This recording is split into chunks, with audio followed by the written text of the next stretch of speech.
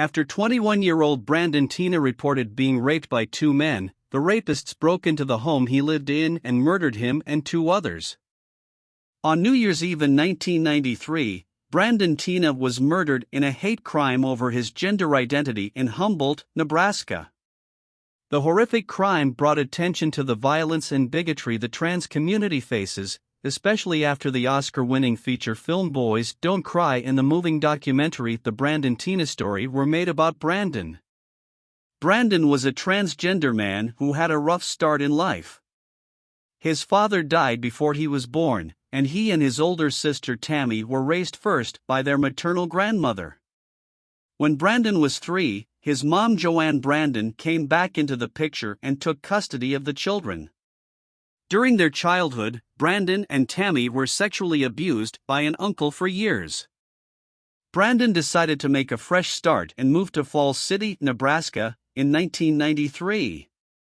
He moved into the home of Lisa Lambert and later started dating Lana Tisdall.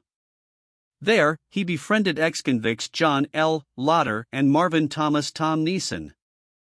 Lotter and Neeson didn't initially realize that Brandon was transgender, and once they found out, they became obsessed with proving he had a vulva. On December 24, 1993, during a Christmas Eve party, they overpowered Brandon and forced his pants down. They also forced Tisdall, who already knew and accepted that Brandon was a trans man, to look. Lotter and Neeson didn't stop there. Hours later, they beat up Brandon and forced him to go with them in a car. They stopped the car and both raped Brandon, then took him back to Lotter's place where they told him to shower. Brandon escaped through a bathroom window and fled to Tisdall's house. Before he left, Lotter and Neeson threatened to silence him permanently if he reported the rape. After encouragement from Lisa Tisdall and her mother, Brandon did report the rape. However, Falls City Sheriff Charles Laux didn't arrest the rapists after Brandon bravely came forward. Laux questioned Brandon in the cruelest, most insensitive way, seeming to get pleasure in making him relive his torture and rape. It was so horrific that Kimberly Pierce, the director of Boys Don't Cry, called it a third rape, according to The Atlantic. Brandon's mother later won a wrongful death suit against the sheriff. Donna Minkowitz reported, the Nebraska Supreme Court found that Laux's refusal to arrest Lotter and Neeson was what left them free to murder Brandon. After midnight on December 31, 1993, Lotter and Neeson broke into Lisa Lambert's house. They first shot and then stabbed Brandon, killing him, and they then shot and killed Lisa Lambert. They also killed Philip Devine, a black man who was dating Tisdall's sister and staying at Lambert's home. Lotter was sentenced to death after his convictions for the 3 murders. Neeson escaped the death penalty by striking a deal and confessing to being an accessory to the rape and murders, though he took full responsibility for the murders over a decade later.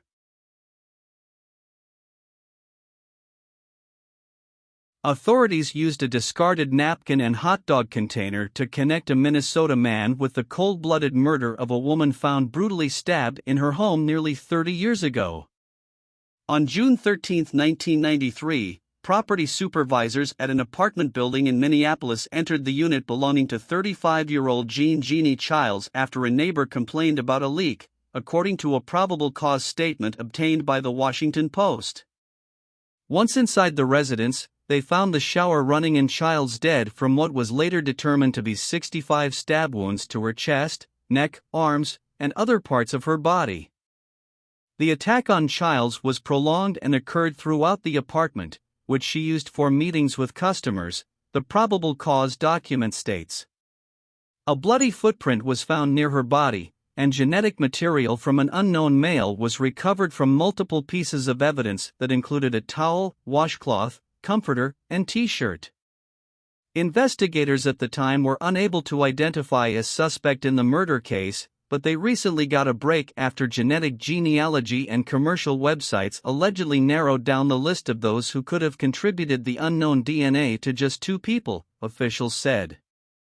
In 2019, one of those suspects, Jerry Arnold Westrom, attended a hockey game and ate a hot dog. Investigators observed the defendant wiping his mouth with a napkin that he then placed within a cardboard food container before disposing of both in a trash can, the affidavit states, noting a scientific analysis on the napkin showed it contained a mixture of DNA that was consistent with DNA samples recovered from the crime scene. During questioning, Westrom denied he was ever at Child's apartment and claimed he didn't know why his DNA would be found there. Police arrested and charged him with first-degree murder in June 2020. Westrom's attorney, Steve Meshbesher, admitted to WCCO-TV that somebody sick, pathological was responsible for the brutal slaying, but he insisted that his client isn't the guy. Childs was reportedly a sex worker, and Meshbesher argued during Westrom's recent trial that hairs from Childs' alleged pimp, who died 5 years ago, were found in her hands at the crime scene, indicating he may have been her killer. Whatever happened was brutal. It's a question of who did it, the attorney told the station. According to the complaint, Westrom lived in the Twin Cities area around the time of Child's killing, and in 2016 he was convicted of soliciting a prostitute. On August 25, 2022, jurors convicted Westrom of murder. In accordance with Minnesota state law, the defendant faces a mandatory term of life behind bars when a judge sentences him later this month. Westrom's lawyer said he planned to appeal the verdict. "I know that the law is finally going to take care of him for what he did, and I hope he can sleep at night," the victim's mother, Betty Eekman, told WCCO-TV after the jury's decision was read. "Genie was a wonderful person even though she had problems. She had a big heart."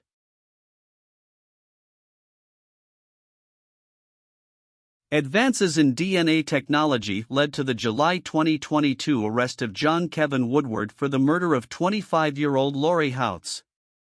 Thanks to advances in DNA technology, additional evidence, and the dedication of cold case investigators, John Kevin Woodward, the president and CEO of the California-based company ReadyTech, has been charged with the brutal 1992 murder of Laurie House. At the time of her death, House was the girlfriend of Woodward's roommate. The Santa Clara District Attorney's Office released a statement on July 11, 2022, announcing that Woodward, 58, was arrested when he arrived at the JFK Airport in New York City. He was flying in from Amsterdam, where he now lives.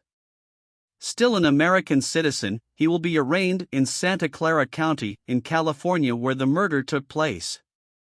Woodward was previously tried twice for the murder of House in the late 1990s.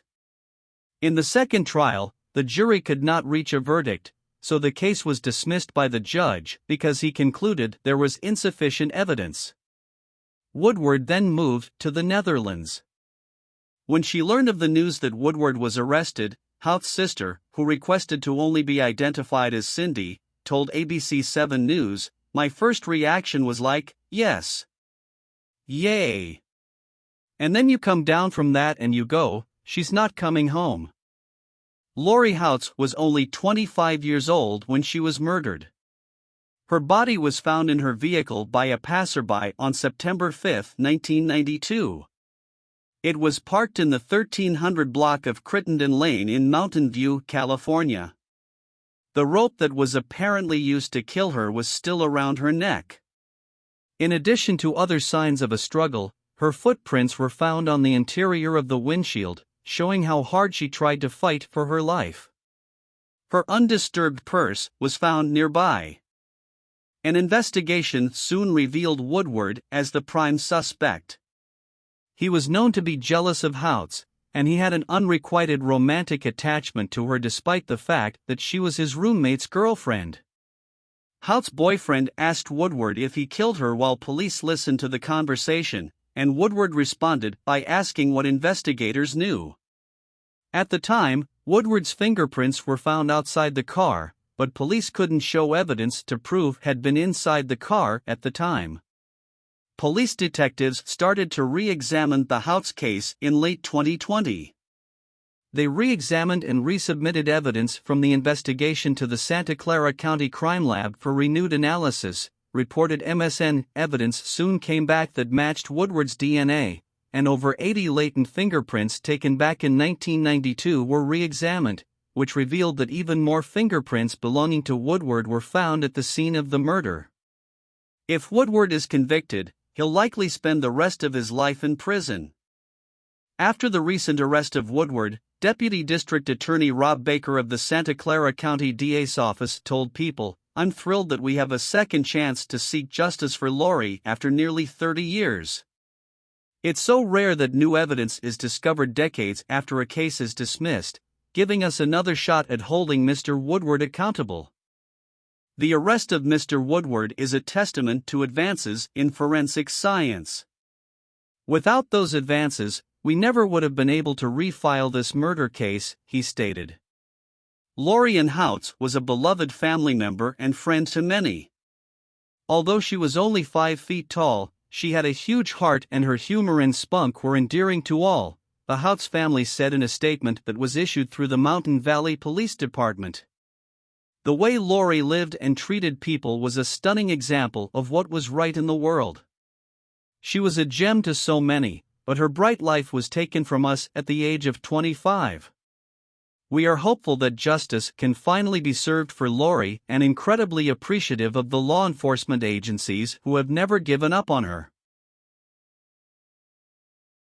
If you like the video, show your support and like, subscribe, and make sure you click on the bell icon to stay tuned.